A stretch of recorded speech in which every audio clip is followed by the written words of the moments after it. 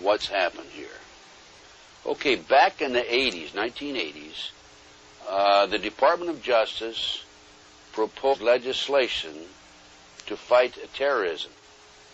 And this legislation took away many of our constitutional rights and civil liberties. One of the authors, a female attorney with the Department of Justice, publicly made this statement. I've got her name on my file someplace, that before this passes, people will have to be killed. Well, so that was the reason, I feel, for the 1993 World Trade Center bombing. Unfortunately for them, fortunately for us, the good guys, there were only 6 people killed, not enough to pass the legislation. So what happened is that 3 years later, no, 93, 2 years later, April 19, 1995, down comes Oklahoma City Murrah building, 168 people killed.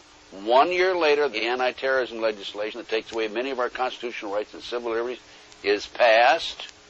And now with the Twin Towers World Trade Center episode, our Congress is now proposing further restrictions on our constitutional rights and civil liberties.